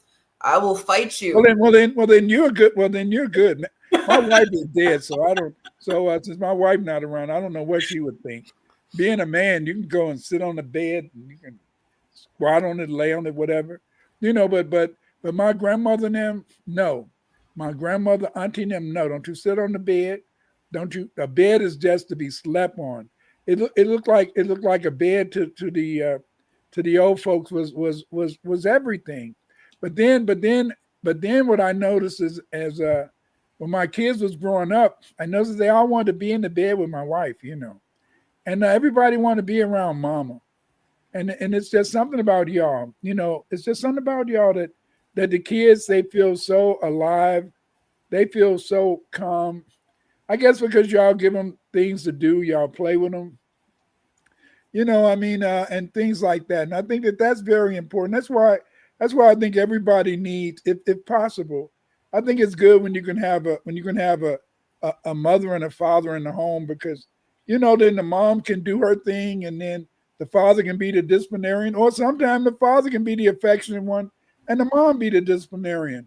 But you do need that good cop, bad cop, I think, to really make your kids grow up sane, to make your kids grow up happy. Because see, to me, a lot of people, I don't know, my kids in a sense, they grew up with a mother saying, I love you. They grew up with a mother hugging them and petting them and stuff like that. Oh. And I think it's very important in a sense that a child sees that a child experiences that. And I think that's why it's good when a mom, I don't care how old she is, if she can sometimes, in a sense, come down to their level. And that's what makes a mom a mom. She'll get down to that level. Well, I guess time will tell. But so far, I would agree with you.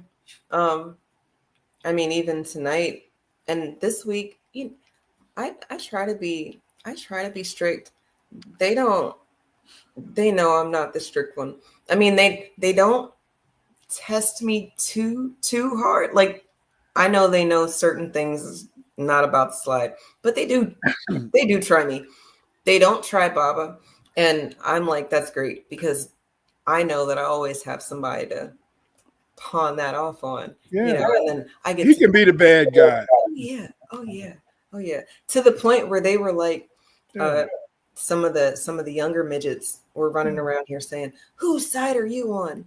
And they were asking each other. They were like, I'm on mommy's side. I'm on Baba's side. I'm on both. And they asked me, whose side are you on? And I said, I'm on our side. And then we have a conversation about, what are y'all talking about? Because at the end of the day, we're on the same side. So it's, I don't know what y'all thought was about to go. But that's because in a good family relationship, it is a difference. It is a difference. Even though I hope no kids were in the room. Even though in a sense it seems as though that maybe mom isn't part of the team because dad whoops your ass all the time. A lot of time, in a sense, I used to always tell my kids when they got grown, they said, yeah, you used to whoop me a lot when you was grown up. I said, I was at work. How did I know to whoop your butt when I got home from work? I was not there. Somebody told. But they never figure out. They never figure out it was mama who told me to whoop your ass. Oh no. But I'm the bad guy, but that's part of it. But anyway, tomorrow's Thanksgiving. I'm getting ready, I can't eat as much as I used to eat, but I'll go and I'll spend a little time over my family house and say hello to them, and we'll love up on each other, hug each other, and and stuff like that. Say some good words, and maybe hopefully get there in time for the. Well, I won't get there in time for the prayer because I do my show, but hopefully I'll get there and I'll say a prayer just by myself. Oh, They're not going to wait for me. They're going to start eating, and I'm going to be on I'm going to be doing my damn show. But anyway. hey, at least your family starts on time. My family, I don't think, has ever started on time, ever, for any holiday event, ever. But part of my family is really good on the hors d'oeuvres. So while nothing ever starts on time, they have a very good spread for, before the food.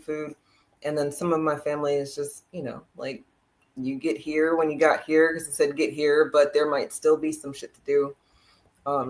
I live a little bit of ways from my family, so I won't be with family tomorrow, but we'll be with the family that we've made. Well, that's it. That's good. And that's good. I love all of that and the cooking. Yeah. Well, I like to cook anyway, so this is just an excuse to make the really savory, fattening things that we don't normally indulge in. Just like during the year. Just like when it would get close to Christmas, my wife would cook gingerbread cookies. And all my kids would want to help her with the gingerbread cookies. So, that is the whole beauty of it is that you may not love the holiday. It may be the white man holiday, as they say. But the thing is that a good mom will make every day special for their children. Because see, the thing is that it's all about giving them memories. Because when the older you get, like now that I'm old, I can think back to my mom and the thing that the stuff she would make for me and things like that, and it warms your heart. You know what I'm saying? And I hope my kids can think about the things that my wife especially would do for them. I mean, as a man, you don't think too much about that stuff because see, my father taught me that a man that to be a man, nobody understands you, and to be a man, you had to take the bitter with the sweet. And to be a man, you can't always be expecting people to always, in a sense, recognize you. But you do always want people to recognize their mama because that's somebody, in a sense, that is special. And mothers are special. But again, but look, I feel you. I feel like that's how I understand. That's how you grew up. But to me, and I hope to y'all, it is not just the mom, right? For real, like you just said, sometimes even daddy is the one that's being the affectionate one because your mom is one of those, she is a working woman and, you've got a Mr. Clean dad. But it is the memories, like you said, memories. For what it's worth, the CBC, is it the CBC? CDC? I don't know, one of them government acronyms, they said that Black dads matter. On paper, scientifically, data proven, Black dads really do the things that stereotypically they tried to tell you, oh, he went out for milk and never came back. No, that was some white people's story that they just pushed off on us. And then because some of y'all have messy situations, you were just like, oh, this must be all of us, and then you ran with it. But no, I think our family synapses definitely can help us, when we're lacking in the people presence department. But even like you just said, you're about to go be with your babies, or they're not babies anymore, but they probably have babies, so you still get to be with your babies again. And that, it is the families that we make and the people we want to be around that I think that matters, because I think at the beginning of most of Black America's waking up, we don't want to be around anybody if they're not talking about the right stuff. But even not talking about the right stuff, y'all, I don't know, every conversation I have with my parents, it always gets back to our reparative justice. Every single one. It could be, they called me for the shoe size of one of the midgets. And that conversation turned into, well, they're just telling me about their day. And I'm like, oh, racism, white supremacy. And I don't mean to do it, but it's all relevant. So we shouldn't shy away from those opportunities because, I think that they plan for it. They know, they've been studying us, and then from there, they know that our awakening has this isolation period. And then from there, divisiveness. Kamala, I don't know if y'all saw her drunken address to people about not forgetting who you were, but there was some truth there. She wasn't wrong as much as she just probably shouldn't have been talking. But she's a woman. She's a woman in a sense that. But see, she's a woman. She's a woman that had too many sexual partners and caught chlamydia, so she could never get pregnant or whatever. And so she's a ran through woman, and because she's a ran through woman, she's like a rag doll. Because the thing is this is that when you allow your body, I think I'm just looking from the outside. To me, if you allow your body to really be your instrument for success, and in the world of work, I think in a sense it ruins you, because I think in a sense is that you don't really have a real sense of accomplishment, because you deep down that it was because you screwed this person or that person, and that's how you got to the top. And I think that's the thing that limits Kamala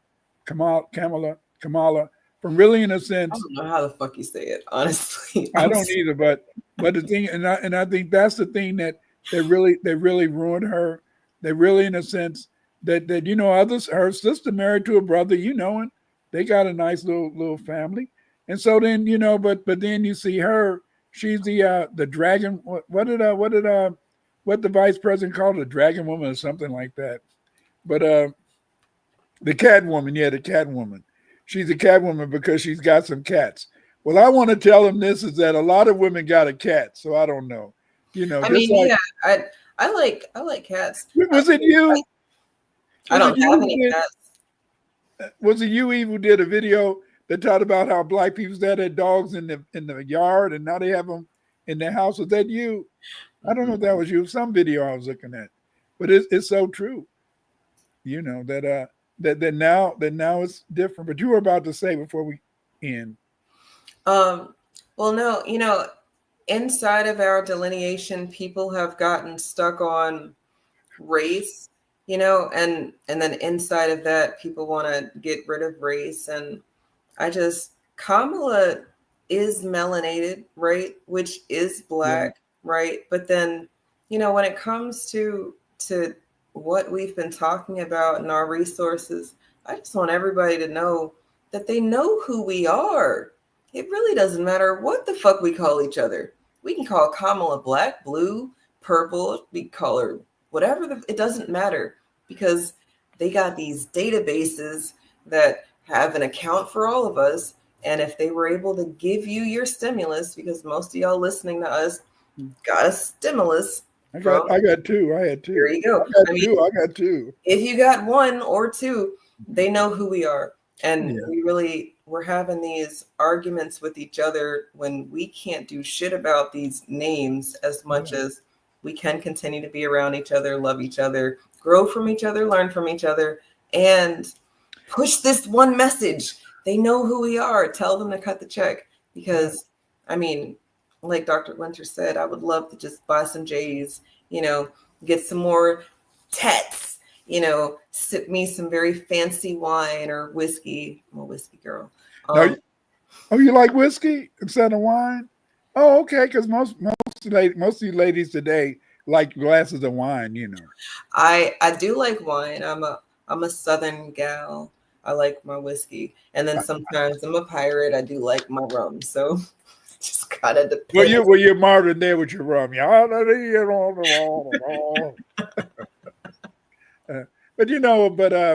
But again, in a sense, is that thank you, Eve, for allowing us to talk tonight about Thanksgiving, because I think that I like all the holidays because to me, I think they're good traditions. I think it's just a day to be off from work. It's no big deal. It's not that we really worship those days, but those were days that we traditionally had a day off. And when you think about how hard we worked, that it's something to think about. Today we don't really think too much about it. But then, in a sense, this has been a very interesting time. The past couple of months have been very interesting to me because, first of all, I thought I was supposed to die in August, and then, in a sense, then when just because you keep saying it doesn't mean you're going to bring it to fruition. So you're going to maybe it will happen. That shit. Maybe it will happen. I don't care. My son said, "Dad, stop it." I said, "Damn, I don't care." See, well, they said, "Well, I don't want you dead." I said, "Well, hey, it doesn't matter. It has nothing to do with it." Then I always think back to my mother-in-law. Say, "Clyde, you're always talking about old people gotta die. Hell, young people die too." She would be right too. That's very true. That's what she used to always say. But my mother-in-law, she is an interesting woman in a sense. I'll never forget. I used to on Valentine's Day, I would buy her candy and all that type of stuff. And and then my wife one day said, "Why are you buying her candy?" I said, "Well, I like to buy all of you ladies candy for Valentine's Day." She said, she don't like you. I said, "What?" She said, "She don't like you." "Why are you doing it?" "She don't like you." I said, "Okay, but I mean, hey, what can I do?" But I understood. I understood because the thing is, this is that I guess she didn't because I didn't believe in lying. At first, I didn't believe in lying. She said, "You're going to lie one day. You're going to lie one day." And then the more kids you get, then you learn how to lie. And so then, but again, I'm very happy. For some reason, I've been very happy today. Maybe because I've been thinking about my wife today. But I've been very happy today, and I'm I like that. I like the fact, in a sense, is that we're here, and it's good. It's good. Even, talk to you every Wednesday, and we talk about stuff, and then family, you guys don't even know. A lot of times, in a sense, we'll have these debates before we do the show. We'll do this, and we're thinking about can we really talk about that topic? Are you really going to be able to handle it? So family, these are really, you may not know this, but these are really thought out discussions that we do, and but the thing is this is that I enjoy these Wednesdays, and I thank you for giving me the opportunity to think about things that I don't normally talk about, because see, most of the time we hung up with listen to Professor Black and the rest of the world. It's always got to be something dealing with the Black world, and that's important too. It is important, but that's not our whole life. We still have other things that we deal with, and that's the beauty of it. And family, when I'm talking to Eve, and to know that she's creating a world for us, because see, remember, each one of her children, that's going to be 15 more of us. Each one. I mean, hey, because at least we're gonna get 2 or 3 out of them. I look at my kids. I had six sons, but see, I had 6 sons, and that was bad because see, when sons, it depends on their wives if they have a lot of children. So see, but the thing is, this is that it's to be the leader.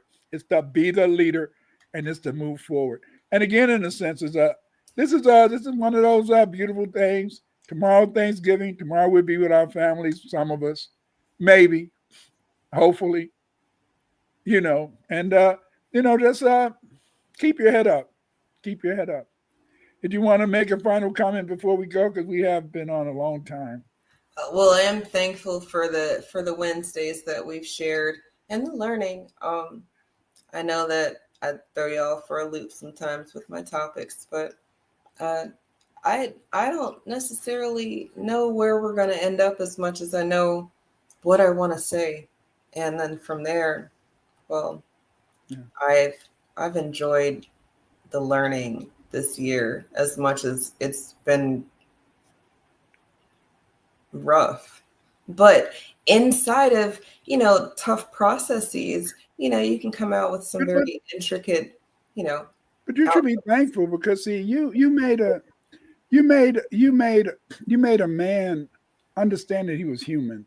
And now this person who you were able, in a sense, he really in a sense believed that he was a cult leader. He really in a sense had become so arrogant. Now I listen to his shows, and I don't listen to his shows really. I'm lying, but the thing is this is that it was a time that if a woman came on his show, he would cut her up right away. Now he can have a decent conversation with a female, and that's wonderful. Now I think maybe he did have a good woman in his life one day. I used to think he didn't know. I always felt he was a flake. But the point is this, though, is that that you did that, and no matter what happens, is that you made a person become a human being and stop being arrogant. So you did a lot this year, Yeah, it was tough. It was tough, and he better check himself. Because he knows nothing like a woman who will make you think about the real. And that is the beauty of the reality check. That's the beauty of the Black woman. It's real. Like I said, I don't like to be mad. I don't like to say this, but a white woman, I'm even beginning to believe a tether. I'm even believing that a tether can't really deal with an FBA, because I think because they can't understand how we are. I think that a Black man, a FBA, has to marry a FBA woman, and I think that's the only way that he can find, in a sense, true happiness, because anybody else is not going to understand why we fight. Absolutely, absolutely.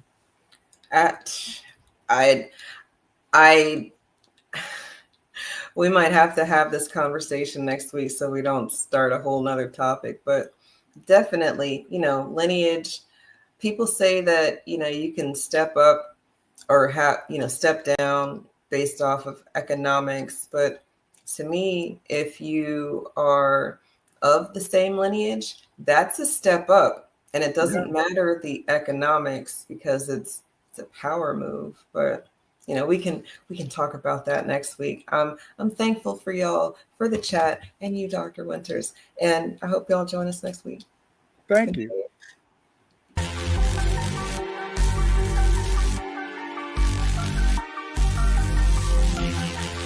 If you're not going to speak up,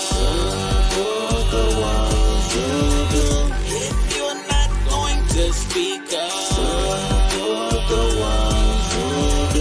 if you're not going to speak up,